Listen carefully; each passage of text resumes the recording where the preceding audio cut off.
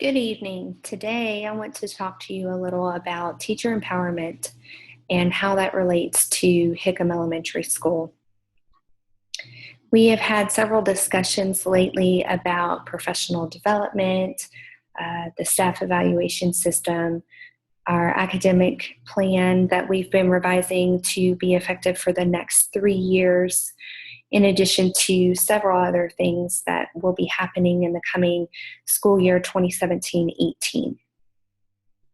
One of the things that we're looking to do is to increase that math proficiency, as it was noted that it's a deficiency for our school and has been on a decline the last several years. We have put in a lot of time and effort to identify this deficiency and come up with instructional strategies that will best meet the needs of our students while still seeing that growth that we hope to see. One of the biggest things that plays into that is teacher empowerment and making sure that our teachers feel empowered in the classroom, have the resources that they need to be successful, and soon become teacher leaders outside of the classroom as well. So I'm going to take us through some things that we've spoken about throughout the year and talk about a survey that was sent out and where Hickam Elementary should go from here.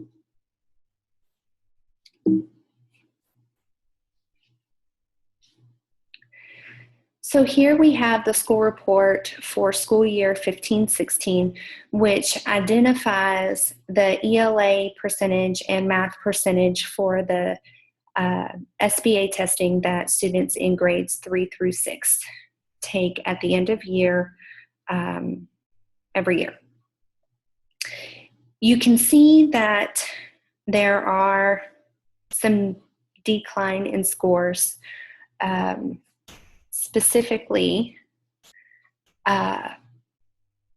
in recent years in grades 4, 5, and 6.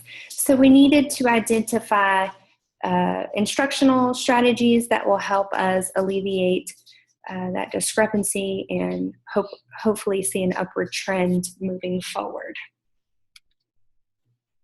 Our academic plan for 2017 through 2020 says that we will increase students' inquiry and problem-solving skills through effectively applying mathematical practices, AVID strategies, STEM, and PBL. So first, I wanted to explore what are those best practices. Best practices are what make our curriculum relevant and adds that rigor, critical thinking, and problem-solving skills that we've been talking about. Our academic plan encourages us or wants us to increase that rigor, provide leadership opportunities, improve critical thinking and problem solving. This is not just specific to one grade level. It is not just specific to our testing grade level. It is imperative that our entire staff from primary all the way up are utilizing the same best practices throughout instruction. So some of those 4 best practices include balanced curriculum, integrated curriculum, differentiated instruction such as small groups, RTI, and accommodations, and active learning opportunities. Now you may be looking at this and say, well, I do some of this. So that's what we're going to talk about today. We're going to talk about some areas of improvement that we have. So what does those best practices look like in a classroom? Well, our CIA team has been working hard on the walkthrough form that's used inside the classrooms. We know that we want to see some learning targets posted. We want to see students that are engaged in utilizing those problem-solving skills and collaboration, and we want to hear and witness those higher order thinking and questioning skills. One of the biggest things that I think we want to see in terms of best practices in the classroom is that collaborative working in a student-centered environment. So when you see something like this, you usually will see clustered, grouped seating, not your traditional rows. It's functional and has various instructional areas throughout the classroom. And I know as you're painting a picture in your head, you're automatically thinking, well, this reminds me of centers. Call it what you will, centers, stations, learning places throughout the room, the activity-based stations instead of just sitting and getting that instruction. We want to see safe learning environments where there's a joy for learning, innovative thinking, and is inquiry-based.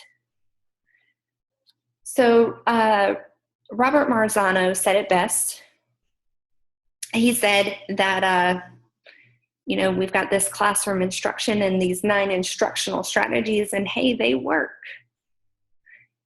In his book, Classroom Instruction That Works, he really delves deep into these 9 instructional strategies that you see listed on the screen right now. And as you read these, I'm sure you're like, okay, well, I can see how Hickam Elementary is using a lot of these instructional strategies. And that is why we're so successful already.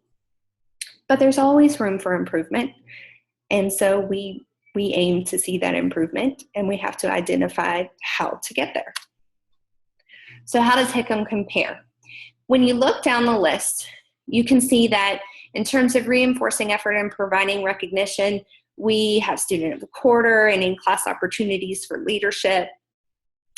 For identifying similarities and differences, we do a lot of compare and contrast using thinking maps.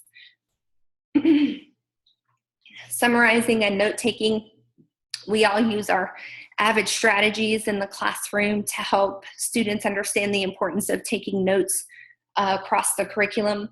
For setting objectives and providing feedback, we have learning targets and/or I can statements posted in the classrooms. The homework and practice is determined by the classroom teachers and is usually differentiated to meet the needs of the student at Hickam Elementary. Number 6 is non-linguistic representations. Those are your graphic organizers and academic vocabulary and one-pagers that we see inside of our classrooms. Generating and testing hypotheses. This is that inquiry-based learning that is becoming more and more prevalent inside our classrooms. Then we have cooperative learning. That's kind of a touch and go at Hickam Elementary right now. And then for number 9, you have cues, questions, and advanced organizers. And our staff is really good at utilizing those in different ways, like thinking maps, philosophical chairs, and Socratic seminars. So taking a look at the definition for cooperative learning or small group instruction, it typically refers to a teacher working with a small group of students on a specific learning objective. These groups consist of 2 to 6 students, creating a reduced student-teacher ratio. Small group instruction usually follows that whole group instructional model. Here you're thinking about all the latest things that have happened in education, ranging from Daily 5 to Reader's Workshop, Writer's Workshop, Math Workshop, several different models available to teachers in order to create this cooperative learning environment. So a teacher empowerment survey was sent out because research states that if your teachers are empowered in the classroom, then your students are going to learn better and you're going to have higher student achievement. You're going to have a greater or a higher teacher climate. You're going to have happy teachers if they're empowered. So this was emailed to a focus group of educators at Hickam to collect data, and that included anywhere from our grade level chairs to people on different PLC teams, our curriculum coaches. It was a strategically planned focus group. And they were asked questions on this survey in each of these 5 areas. They were asked questions on teacher efficacy and empowerment, professional development, recruitment, placement, and mentoring, staff evaluations, and decision making, because we really needed to get an idea of what teachers thought was effective at Hickam Elementary School in leading to student achievement.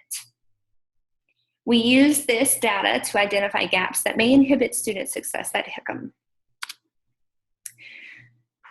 The results in this pie graph show 2 percentages for each area, and while that can seem a little bit confusing, I will break that down for you.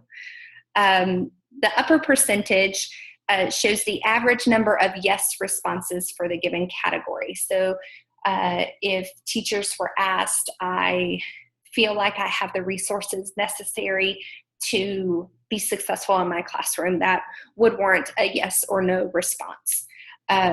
All of the answers on the survey were yes, no, or unsure.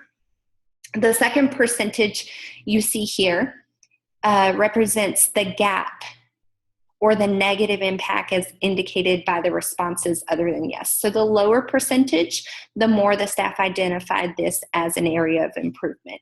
So as you look at this, the 2 lowest areas, or the areas where staff identified a need for improvement or more understanding, was professional development and staff evaluations.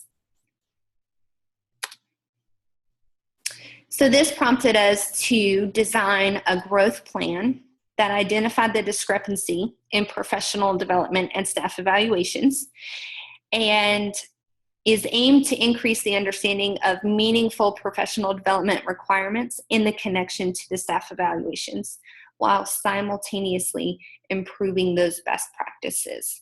So we have identified that we need to use cooperative learning groups or small grouping in content areas, if we can, in ELA and math especially, since that's one of our biggest goals on the academic plan.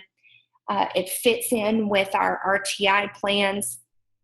So in order to be successful and to make that goal a reality, we need some professional development, and we need our staff to understand the importance of the different types of professional development that will be required for this, for these goals. For example, the first step in Goal 1 to design a school-wide professional development plan is to determine the most pressing need, which took me about 2 weeks to collect data. And we determined that we needed to provide the staff with a clear professional development plan, all laid out so that they could visualize the connections between why they're sitting in professional development and how it relates to their instructional practices. The second step is to educate our staff on the Marzano instructional strategies. This will be done by the curriculum coaches. The professional development days will take place on Wednesday early release trainings. We will use LTT time to unpack a book study with classroom instruction that works, and vertical articulation meetings to discuss the book with other grade levels. We will evaluate its effectiveness using reflections, sample lesson plans, and possibly some short presentations by different grade levels to demonstrate their understanding and connections to the different parts within the book study. The third step in the professional development goal is to increase knowledge surrounding mathematical practices and how to integrate that into your math lessons. Again, that will be done on Wednesday early release trainings provided by me, Mrs. Bender, the curriculum coaches, our HEART team, our site leadership team, and our math PLC team. We will do a guided math book study in order to see how guided math could be an option for integrating those grouping or that cooperative learning environment into your math block. We're going to see how that correlates to Marzano, and then how that correlates to the Danielson, so that we can start identifying how it's so important and how it can lead to better scores on our evaluation. We'll talk about lesson design and PD. Some of the evaluations to see the effectiveness of that PD will be used. We'll be using Google Forms, informal observations and walkthroughs in the classrooms, with feedback, student work samples, and we'll also be using a math data wall. Step 4 will be math small group instruction within the classrooms. In order to be successful, you have to increase your knowledge there.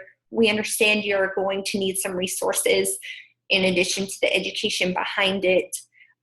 We are currently working on getting volunteers to help us with prep work and things so we can make this as seamless as possible. This will be done by the curriculum coaches in the Math PLC.